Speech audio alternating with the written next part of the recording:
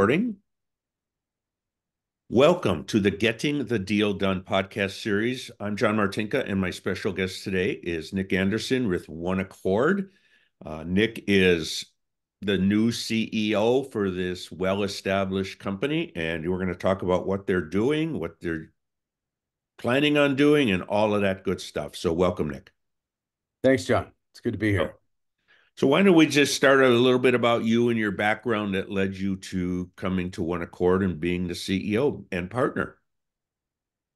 Happy to. So I came out of a 25-year career in banking, started with a local bank called First here in Seattle.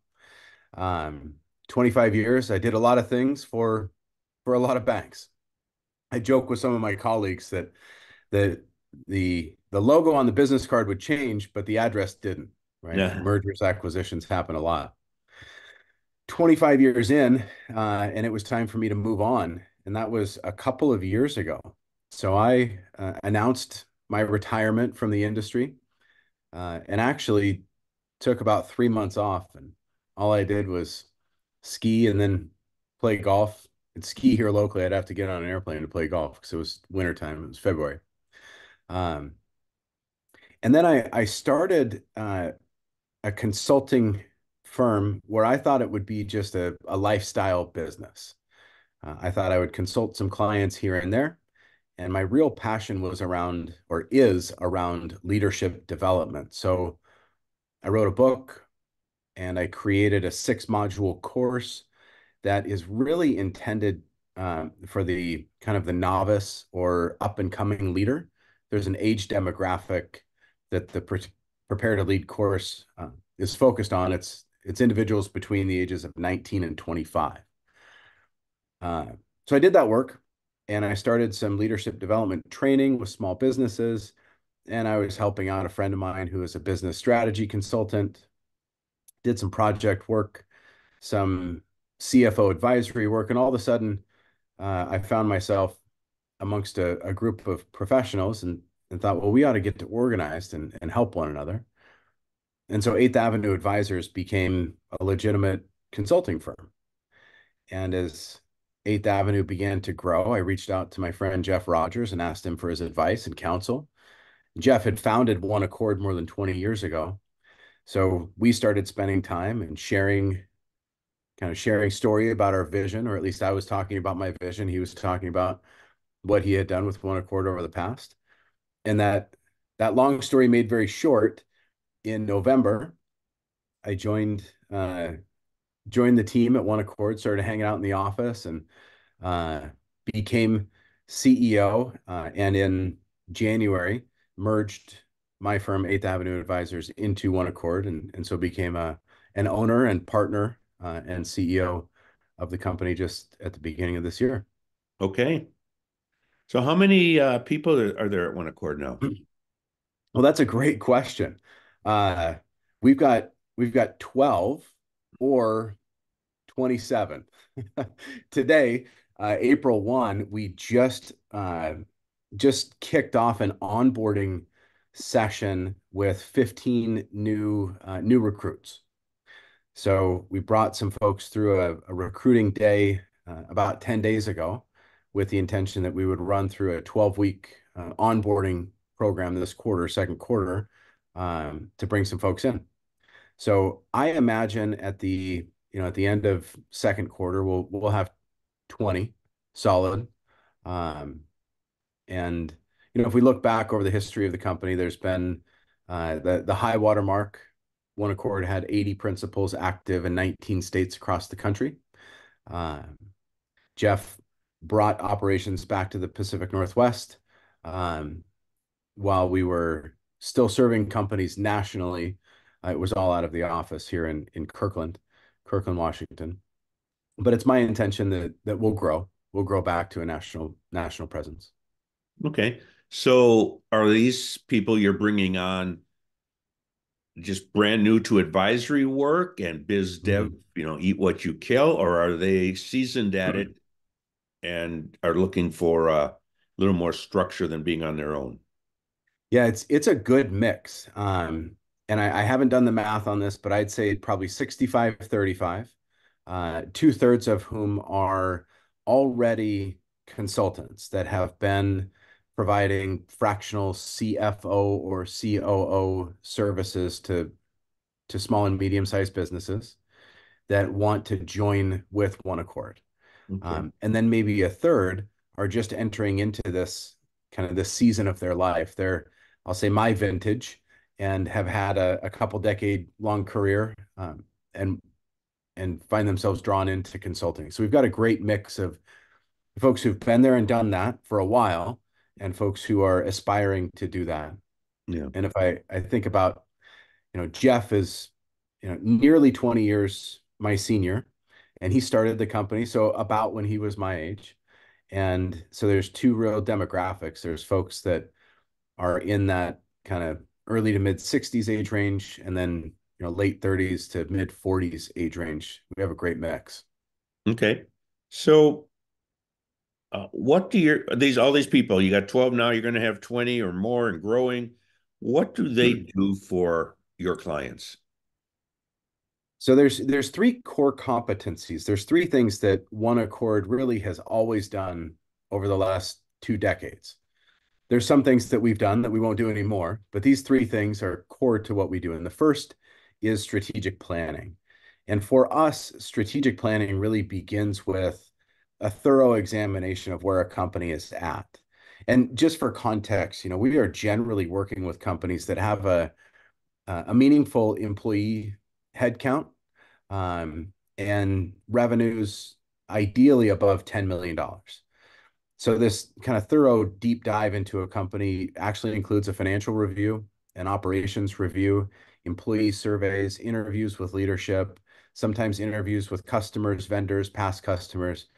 We're really trying to understand and uncover things about the company that owners and executives may have, lack visibility in, to provide a really clear picture, and then an outside perspective of where there are opportunities for the owner to take their company.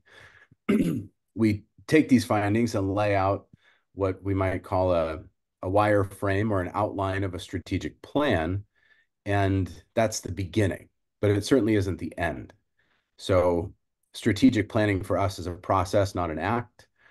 We would typically engage in a strategic planning, um, in an engagement which would last a year. So we'd begin with that deep dive, but we're really about the execution to follow. But you can't necessarily execute on a strategic plan if you don't really know what's underneath. So Okay. that's number one. Number two would be business coaching. So if there are particular areas where the owner or the business could use some support, we can provide coaching, guidance, advisory service alongside the owner. But the thing that we do, I think, that differentiates us is we bring all of this together. We have our strategic planning or our coaching, and we offer the embedded resource, that fractional operator, whether it's someone stepping in as president or chief operations officer or head of sales inside of a company to do the thing that's necessary to take the company to the next level. And all of this kind of feeds into our value proposition, our brand promise, which I can get into. But those are the things that these principles will do. So they will do the strategic planning facilitation, they'll do the business coaching, or they will show up and operate inside of the company alongside the owner. Okay. And tell me, you got all your people and they do this. They obviously have different skills. So is it one person going in, or does someone hire OneAccord and get a team of people? Yeah, it's always a team. Um, the exception might be the strategic planning facilitator. Maybe just one person leading an executive team through a day of strategic planning. Um, but when we're in an engagement with a client, we will provide the resource, the operator, the person, and a client success manager, someone who's there to ensure that we are delivering on our promise, that everyone's showing up accountable to the scope of work, the statement of work, the deliverables, and this client success manager is going to operate. They're going to approach that engagement using our operating system, which in its very most basic description just keeps everybody on task. The real thing here is we're focused on execution. We're focused on results.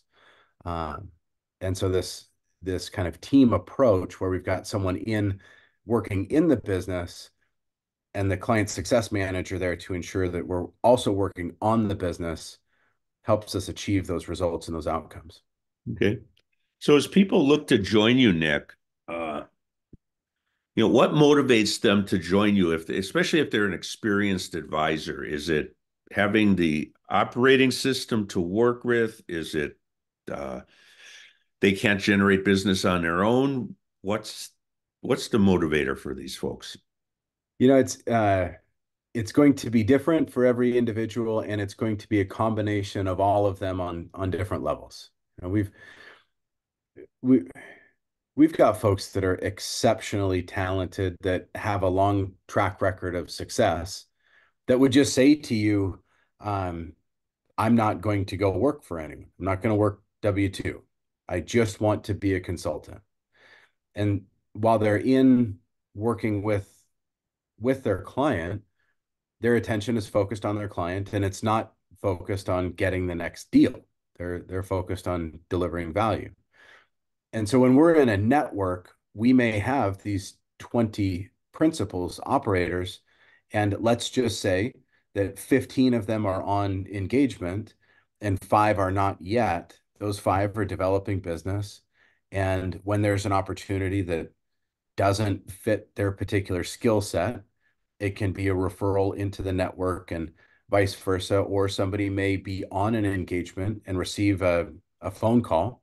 Hey, Nick, I've got this opportunity. I'm sorry, I don't have capacity. Let me refer it back into the network. So we leverage one another's strengths.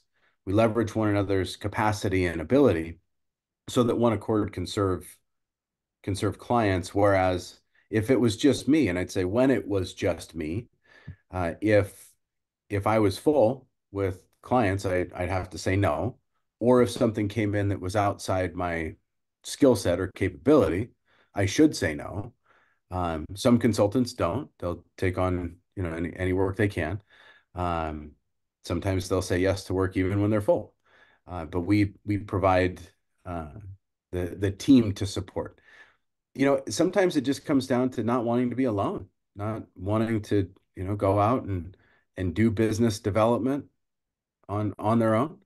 Um, we offer there's a long list of value adds to our principles. We have business insurance, D&O insurance, errors and omissions. We've got a back office that handles the billing and the payments and some of the administrative stuff. We've got a marketing team that supports our principles. We are developing and continue to develop the operating systems and tools, and we can provide technology at a different level than a single shingle operator, and we can do all of these things that then allows the principal to, number one, focus on their client, and number two, not have to pass up an opportunity for an engagement when they can refer it back in.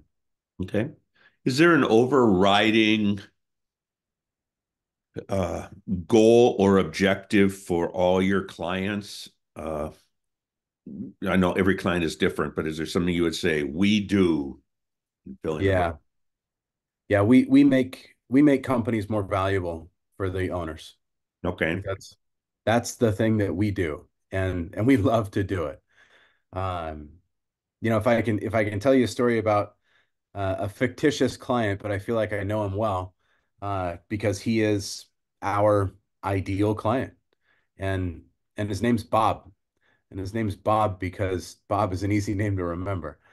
But Bob's 67, and 40 years ago, when he was 27, he started making parts in a warehouse and selling them to this little company down the road called Boeing.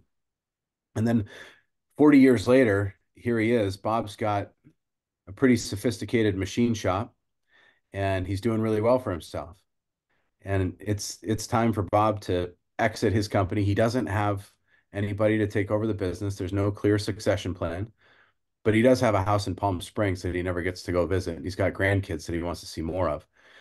So he's ready to sell. And Bob's got friends who also started businesses and sold their businesses, and they're all talking about they're getting 5 times EBITDA for the value of their company. And so Bob knows the value of, he knows what EBITDA is and he can do the math. And so Bob thinks that he can sell his company for 10 million bucks. He goes to an investment banker and says, I'm ready to sell my company, 10 million bucks. And the investment banker says, Bob, not gonna be able to do that. The best I think we can get for you today is 6 million in cash, but any buyer is going to want you to stay on for a couple of years. And so the other 4 million is going to have to be in an earnout or some kind of a situation like that. Bob says, this doesn't fit. It's not what I thought. So Bob's disappointed. And he says to the investment banker, well, can you help me? And they say, well, no, that's not really what we do. Well, who can help me? And the investment banker says, you should call OneAccord because they help make companies more valuable for their owners. And in that situation, what we find and what we have found and what our client testimonials and our case studies can point to is that if we take this company that Bob created, and if we can pull Bob out of the day-to-day of the company and replace him with a president or somebody that's going to oversee the general leadership of the company, and sometimes a sales manager, often we're replacing the founder owner with 2 people in operations and a salesperson. We then demonstrate that company has a higher enterprise value. Often we can get a higher multiple when the company goes to sale. And there are a few other levers that we can pull that improve the financial metrics, but we don't necessarily understand that unless we actually do that deep dive that I talked about. But when you ask, is there something that we do? We make companies more valuable. We do that for guys like Bob so that he can go enjoy his house in Palm Springs and hang out with his grandkids. Okay. So if you put people in, what are all the different fractional roles you can cover? Yeah, there's really only 2 that we want to, and one of them is that key leadership position. Now you can call us whatever you want, John. You can call us president, CEO, chief operations officer, general manager. Doesn't matter the title, but that kind of top role that replaces the founder owner to say to a strategic buyer, to a financial buyer, to anyone buying the company, this business can run whether or not Bob is here. Like that's important. So that top role. The other one would be chief revenue officer or head of sales. Marketing is a term that I shy away from a bit today because there's an expectation that marketing means digital marketing and social media, but we're more marketing strategy and sales strategy, sales management, managing inside sales, outside sales, etc. Maybe it's easier to say the roles that I'm not interested in filling is CFO, CTO, CIO, Chief Human Resources, CHRO. We partner with some really good firms locally and nationally in those particular disciplines. So if we were going to go after any opportunity with a lot of energy, it would be that kind of COO, GM, or president Yeah. role. Okay. Okay. Uh, yeah, it's quite a change for OneAccord to be focusing in on that after all the things they had been doing over the years. Yeah, yeah. Well, The how have the existing advisors taken to some of this paring down and change? Well, they're responding really well. The history of OneAccord over 20 years is that the company had done a lot of different things and the messaging had evolved. And my partner, the founder of the company, is I guess you might call him a serial entrepreneur. He really likes business and he's involved in a handful of businesses. Going to market with a message um, like that was confusing for our principal. It was the market wasn't clear on our value proposition, and that was challenging for some of the principals. So the response is that we've made more clear, more easy to understand what it is that we do, and therefore made their jobs easier. And one of the things that is really important for me to clarify is that in that story of talking about Bob, he went to an investment bank, and that investment bank referred him to us.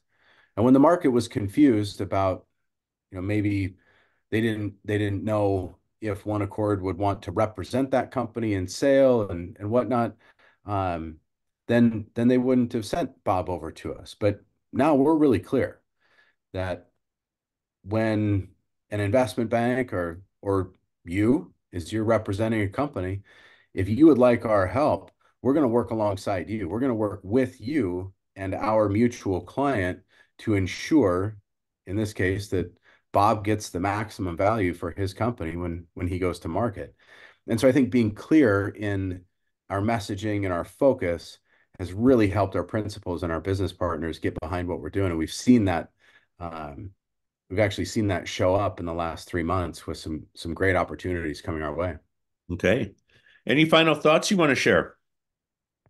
Well, yeah, it's just really fun to be hanging out with you on a podcast. So 25 years in banking, your name came up a lot as the man, the man to talk to when it was time to sell a company or even buy a company. And then when I was retiring or contemplating retirement, I remember reaching out to Jessica and having lunch and talking about what my future might look like and what opportunities were there. And you've just been held in the highest regard and esteem. So it's cool to be on here with you, John. Thank you. Well, thank you. And by the way, that was completely unsolicited. It totally was, but it's just true. It's just true. So how do people reach you in OneAccord? Um, they reach us, website oneaccord.co, oneaccord.co. Um, Nick Anderson, if you Google me or look me up on social media, Nick Anderson, OneAccord, you'll find all of them. LinkedIn, Twitter, Facebook, Yeah. Instagram, TikTok, all that stuff. Um, but there's a contact us, there's an email, there's a phone number. Um, and I would just say anybody interested in talking with me about how we can help increase the value of their company. My phone number is 206-280-3439. And just to recap, increasing value, preferably companies doing at least 10 million in sales with a meaningful number of employees. That's right. That's where OneAccord can add the most value to the client. You got it. Okay. Well, thank you, Nick. And Thanks for having me on. yeah. And again, this is the Getting the Deal Done podcast series with Nick Anderson of OneAccord.